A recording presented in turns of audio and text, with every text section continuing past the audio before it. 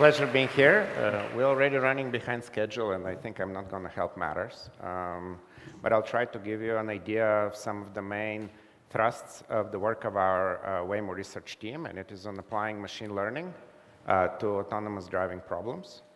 Autonomous driving is a very wide cross-disciplinary field, but I'll try to highlight at least some of the main directions. So Waymo is Alphabet's self-driving technology company. We are building the world's most experienced driver, and we are applying to two verticals. One is moving people using our Waymo One service, and the other one is moving commercial goods using our Waymo Via arm, which includes these big Class 8 trucks and also local delivery vans.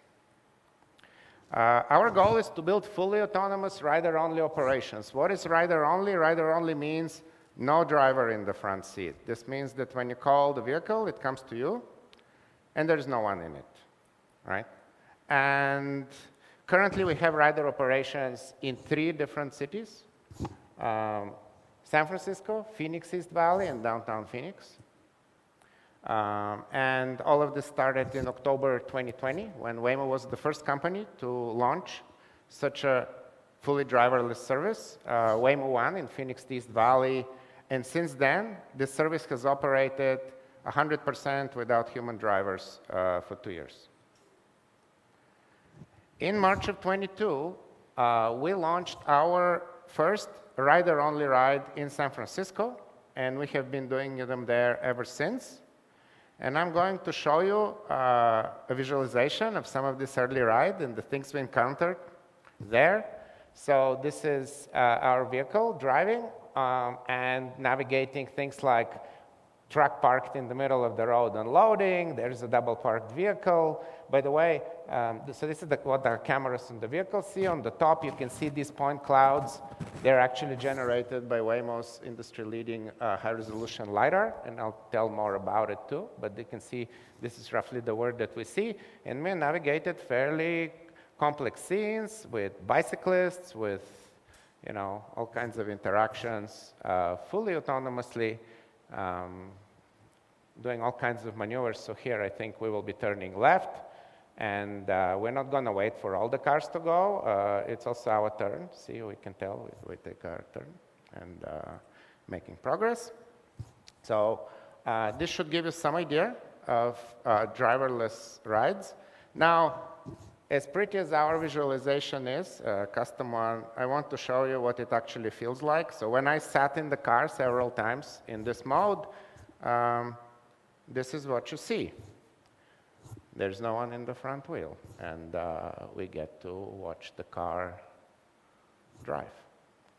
And we do this constantly today, regularly, in a big part of San Francisco.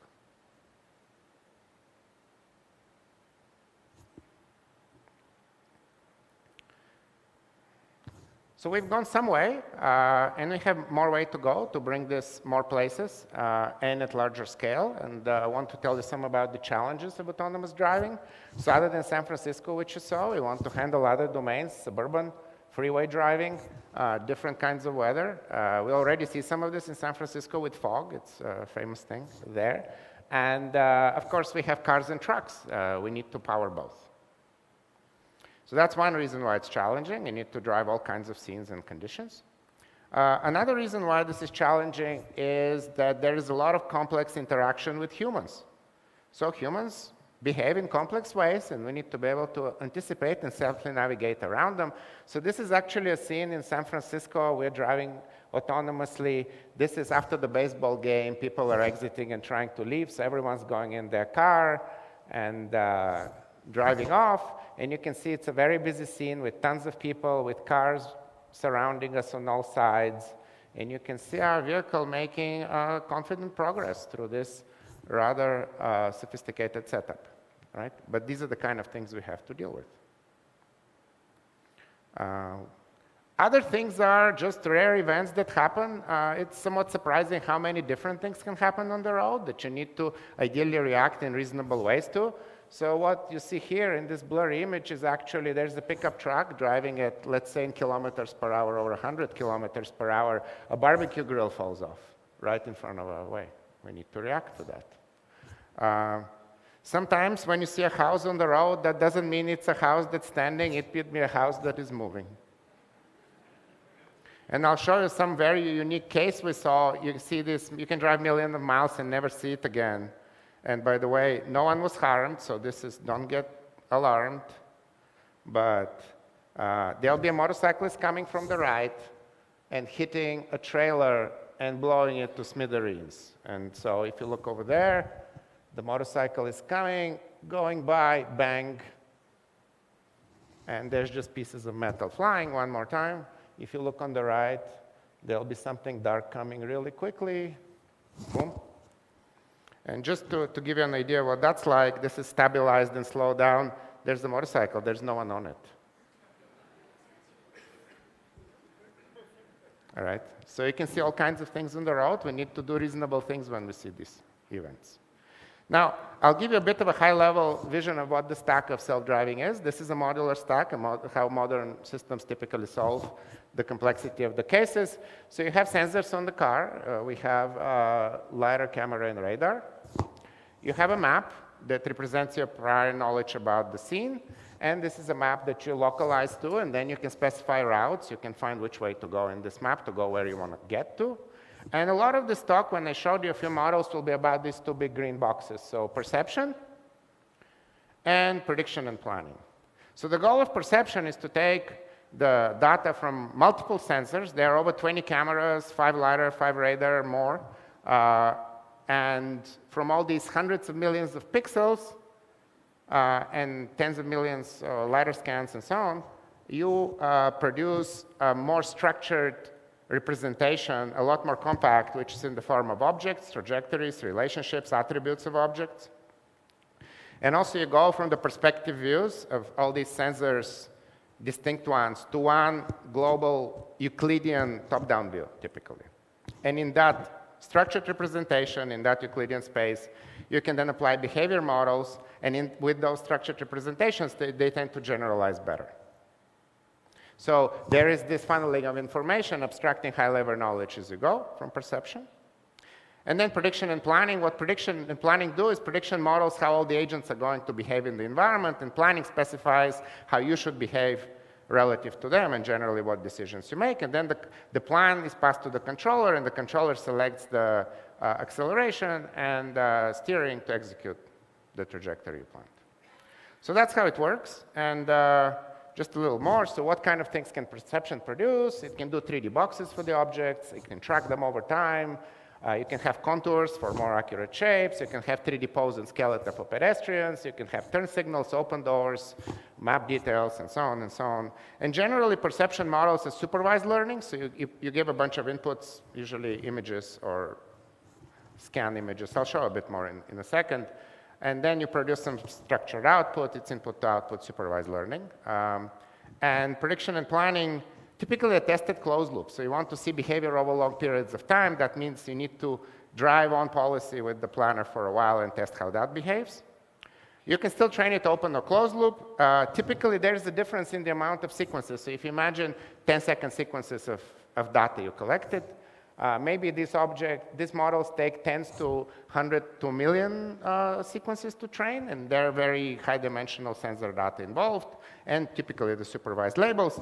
Here, everything is mostly self-labeled automatically from perception, and you may need billions of sequences to train these models. Why billions? Because if you have, say, 20 seconds, you may see, say, in this room, there's 1,000 of you, humans, examples of humans, but there's maybe 1 or 2 or 3 examples of interesting behavior at any given time, right? So you need a lot more data to train behavior models. And how does ML fit into the big picture, since we're going to talk about ML? Well, we want ideally to learn from the data in the real world. We want to observe the world and learn as much as possible from that, as opposed to relying on humans to encode this knowledge. And so beautifully, I mean, we can drive a lot in the world and see how people drive, how they behave. We want to get as much of this knowledge through machine learning, not through encode. People are not that good at writing rules. Now, that said, you also want to complement it with rules to make sure it generalizes to things you may not see. And so over time, as machine learning gets more powerful, the pie of machine learning grows. And I'm going to tell you a little bit about what we do to grow this pile. pi. And first, I'll talk a bit about neural network architectures. So for each of these green boxes, we're developing neural network architectures that try to perform the machine learning task fast and with high quality.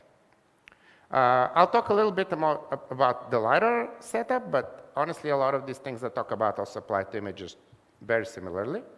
But in terms of LiDAR, this is example of sensor data from our LiDAR. So as the vehicle is here, oops, is that video going to play? I hope it plays. No, it doesn't want to play. Please play. Well, we can keep going. So here is a view of the LiDAR data. So you can view it in two different ways. So on the left is what is called bird's eye view. Our vehicle is where's the black circle, and around you see the concentric LiDAR scan lines, observing the environment. On the top right, you have the range scan image. That's another view of the LiDAR. That's if the LiDAR has a set of beams scanning around. So the vertical rows are the beams, and horizontal is as they spin at their angle in the environment. Right? So these are two natural representations. And when you do convolutional neural networks, you can try to apply them to both. Each has certain properties. And so the convolutional processing will capture different structure. Each can be beneficial to understanding objects. And so we had in 2019 an algorithm that was state-of-the-art at the time that processed both views at the same time. So how does it work? You voxelize the point cloud into either according to the range image boxes or in top-down vertical pillars. You apply 2D convolution to each representation. You merge the features, then you predict either segment semantics, or you can predict bounding boxes. And that is all fine and works really well, but this bird's eye view, the Euclidean space, grows quadratically with range. And so that became problematic as our LiDARs improved, because now our LiDARs see hundreds of meters, and this hundreds of meters bent into, say, 10 to 20 centimeter pillars is not great. It's expensive. So the question is, can we have a high-performance model that does not depend on range at all? And we can. This is a paper we did last year. The idea here is to process the point cloud in such a way to never form a dense top-down view and never do dense 2D convolutions on it. And the idea is you process things in their native range image format, where is the most compact format the data was acquired to. We segment only the foreground points that are likely to be it. And so that's a small subset of the points, maybe 10%. So we're doing a vehicle detector in this image. We project them to a sparse point cloud in bird's eye view. And now we also process it with sparse convolution, so we never form a dense processing operation on this. And sparse convolution extract features. From them, we can apply a standard 3D box detection head, get the boxes. Turns out this works really well. It's much better than most approaches that do either view, and much faster. So the red line is us. Here is the speed of the method. Lower is better, so you want to be in that corner. And these are the baselines from the time, spanning speed versus quality. We basically beat most of them. And is that the end? Well, here's an example, actually. So our vehicle is there, arbitrary crop, 200 by 200 meters in all directions, single frame detector running multiple times the speed of real time. And you can see we're detecting really busy scene very well just with this detector. These are all the little things, by the way, are vehicles, right, in a busy scene. And the question is, okay, can we do even better? Well, sparse convolution is limiting. It's not that performant of an operation. Christina talked to us about transformer layers. Can we do sparse transformer? Yes, we can. So if you replace, you get even better performance. This will be a paper that will come out in ECCV just in a few weeks.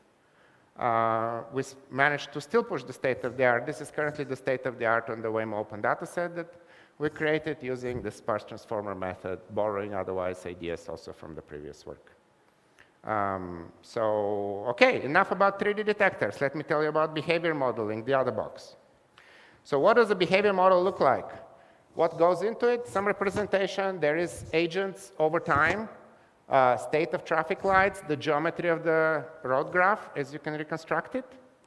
You want to apply a deep neural network, and that deep neural network will predict to you what agents are going to do. So because people are probabilistic, meaning not deterministic, you can get many trajectories. So you have an agent, k trajectories, and some uncertainty associated with it and likelihood for each. So it really looks like this. So that's an example of one of our models. You can see the vehicles. Each has maybe up to 6 trajectories. There's some pedestrians on the sidewalk. Up to 8 seconds, we predict their futures. So we want models like this. This tells you what you should be doing based on, I mean, you're learning from observing others and expecting what people are likely to do. And these models have undergone evolution too over the last few years. First, we started with computer vision methods. So let's render all of this road graph with all the states it's channeled in an image, and let's apply the standard convolution neural networks. Turns out that has a bunch of drawbacks for this application. So we found that structured, vector-based representations are sparse, are more powerful. And so if you represent the world as polylines, which is a paper of ours, we saw significant improvements, both in latency and quality. And then we worked for another year or two handcrafting these models. So there's some custom processing for each, and we studied this a lot, so we found nice ways. So there's processing for each of these inputs, and then we ordered them in some way that intuitively the expert thought was the best. And it's still a relatively simple model compared to what others tried, by the way. And this thing achieved, like, say, state-of-the-art performance a year ago.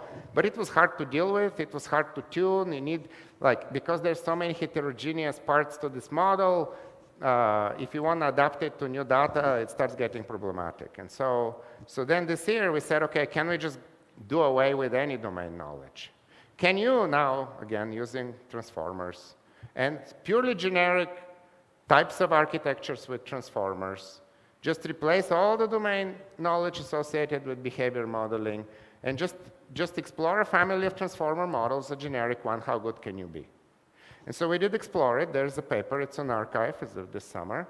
And it turns out that some versions of these models, and by the way, if you see all the trade-offs in this paper, there's a lot of details, but we can beat the custom model with a generic transformer model, which is a very nice result, opens the field to non-experts in behavior modeling to do almost as well or better than the experts, which is great. And this is our latest waveformer models. By the way, this is a prettier, tighter picture than the one I showed before.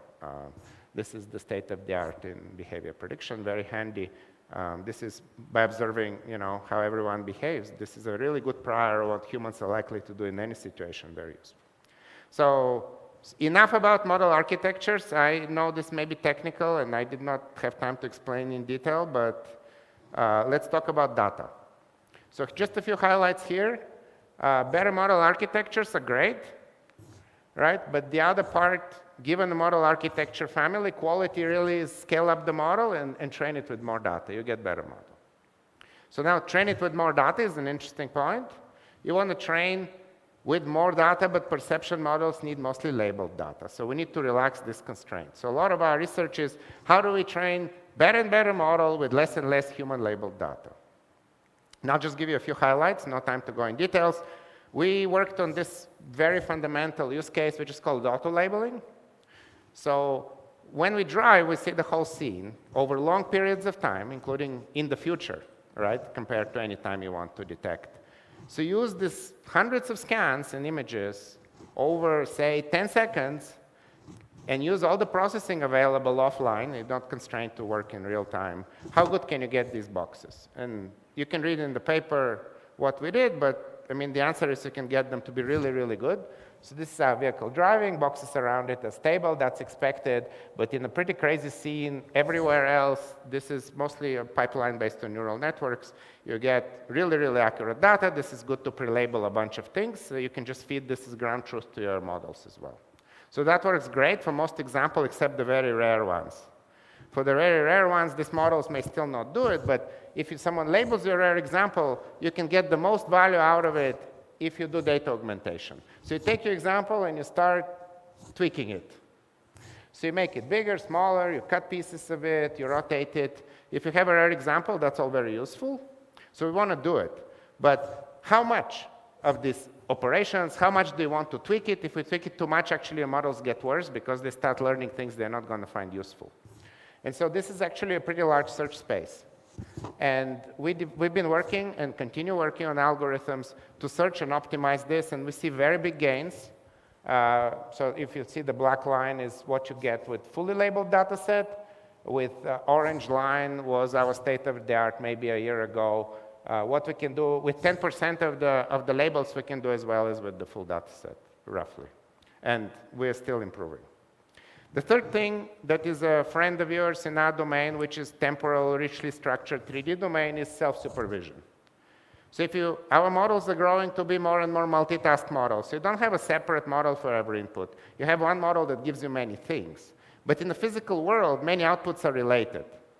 And so you can use this relationship to add constraints and losses to your models to enforce them. For example, the simplest one, although we can explore several, is if you have the 3D boxes at time t, and you have their velocity, you can just move them, and roughly that's where you should find boxes in time t plus 1. And if you don't find them, that's problematic, right? So you can add this as a constraint. There's a few, we have papers on this, but that's another friend of yours to scale up the models.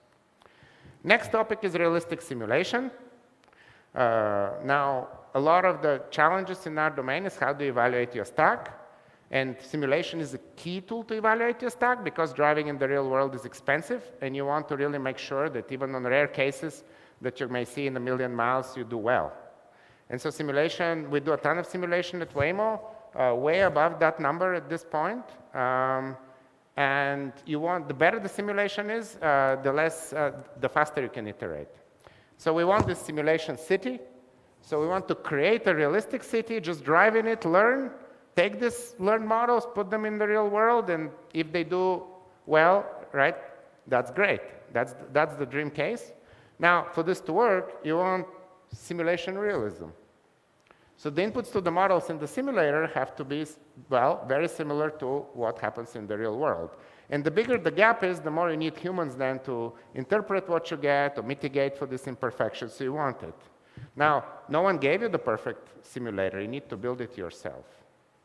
So what can you do? So we have, for example, computer graphics-based simulation. This was the state of the art of what people would do a few years back. And you can do LiDAR and cameras. This is, by the way, on the left is the real camera, on the right is our simulation on this same scene. But these types of things, especially for camera, require manual labor by the artists. They're expensive. So then the question is, okay, can we build our simulator from our own data? Then anywhere you drove, you can just create a simulated world. Any assets you saw, you can populate worlds with them. So this is a concept called real to sim, and we want to do it with machine learning. And several different pieces that we do are relevant. For example, this auto-labeling I showed you pre-labels all the motion of all the agents. You can learn agent models. If you then also can reconstruct the shape of all these assets that you see, vehicles, pedestrians, bicyclists, and the background, then you can do sensor simulation. And so recently what we started exploring is sensor simulation with machine learning. So you guys may have heard about NeRF, neural radiance fields. It's a seminal paper, in my opinion, from 2020. They're these fully connected models that model from location and the viewing angle in the environment to color and density. And then you can query these models, neural nets, and extract novel view synthesis. Like it will show you how things look from novel views. And they work remarkably well. And so the question is, can you use NeRF for camera simulation, especially?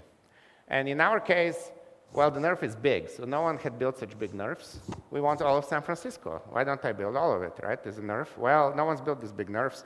Also, we want to build it from our data, which captures the same scene over all times of the day and in all conditions. So how do you deal with all this variance? And so we worked on it, and this is a paper from this year, and I'll show you a video of some of the things that we can do. So this is your machine-learned background simulator. We present block NeRF, a variant of neural radiance fields, or NeRFs, that can be used for novel view synthesis of large-scale environments. Our method uses images captured from multiple drives of a self-driving vehicle to construct block NeRFs, which are 3D representations of the scene.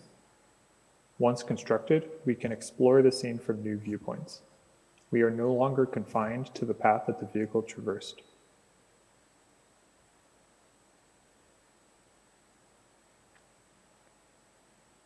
We demonstrate the ability to represent large environments by constructing the Alamo Square neighborhood of San Francisco.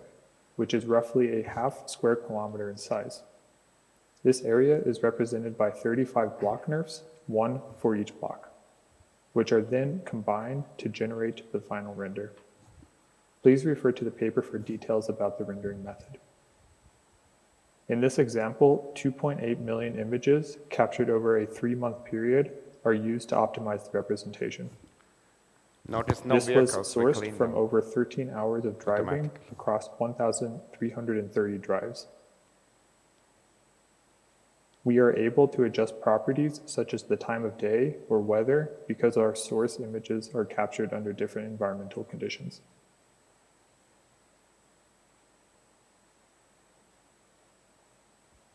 Now we present additional reconstruction results for other areas of San Francisco. It's more of a panoramic view in 180.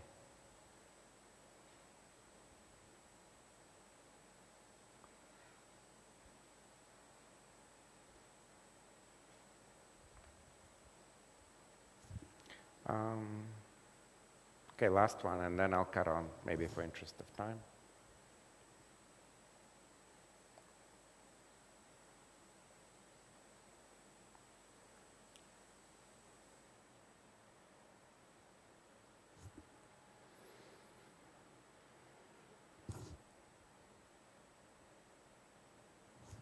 Thank you for watching. And beyond backgrounds, of course, you can try to reconstruct rare assets. This is early work and ongoing, but you can see that fairly interesting types of vehicles can be reconstructed. And then you can combine the assets with the backgrounds and fuse them together and have quite good camera simulation. Now, another aspect of realism that is underestimated typically by people that don't do AVs is behavior realism. And that's actually more important even than sensor realism in a sense, because a lot of the difficulty of driving is not the static objects in the world. We're actually really good not hitting things, static things. That's fairly straightforward by now. What is more difficult is navigated complex interaction cases where people may do even unreasonable things. And so behavior is highly important in the simulator. And why is it important? And I will give you an example. So this is some data we captured. We drove initially, the green vehicle was us. We captured some objects and their behavior. They're the pink boxes. And now we're driving in the simulator, and the cyan case is how we drive in the simulator. We were too slow at some intersection. We're behind. So as we drive, now the boxes from before just go straight into us, because when we actually collected the world, well, there was no one there. So they're completely oblivious to us being there. And so as we drive in this simulator, agents need to react to us and behave reasonably. All right? So you need agents. You can't just replay log data. And agents need to exhibit the same behaviors humans do, right? Because otherwise, so we get representative outcomes. And so where do you get agent models? There's actually many ways to get agent models, but I'll show you here. We have work on purely imitative agent models. These are models learned just by observing humans in the wild driving. And these are we have a paper on this called Symphony that shows how you can do this, learn quite robust models of agents. And here is two scenes. You see that they start exactly in the same spot, so they're the same. And then the green guys we're going to embed with our agents, and we will play two different outcomes, because the agents can be probabilistic. So you can see here the green guy on the bottom cuts in front, and in the later, he or she waits after a vehicle or two and then cuts. Let's see if I can play it together one more time. I don't think it's synchronized. Try one more time. Okay, it doesn't want to play anymore. Maybe one more time. I'll try to play them this way for you. So you can see roughly different things happen. So what that allows you to do, agents allow you to play the same situation after handover maybe 10 to 100 different times and learn what can happen in cases which you did not even explicitly see. So simulator is a very powerful experience multiplier. So the better you have it, the more you get scaling benefits. And machine learning is the key to that. This is a very exciting field, still a lot of development going on. So last thing I wanted to tell you, I tried to highlight a few of the topics in autonomous driving. There's a lot more. It's a very broad space. Now, we worked hard to launch a data set containing data from our vehicles and lots of useful labels so others can do research in the same field as the work I showed you. And so I hope that, that's our way to open the autonomous vehicle research field to academia around the world, and hopefully, institutions like INSAIT now can do meaningful research in autonomous driving without building all these cars. And we plan to continue expanding this data set. Actually, for lack of time, I could probably talk 5 minutes on all the things that are in there. If you care about any of these related problems, go check it out. Every year, we've launched more and more interesting tasks, challenges, data sequences. You can model both perception and behavior models there, so I encourage you to check it out. And thank you for your attention. We have dozens more papers that I don't have time to get into. If you want to check out more, please refer to this link. Thank you.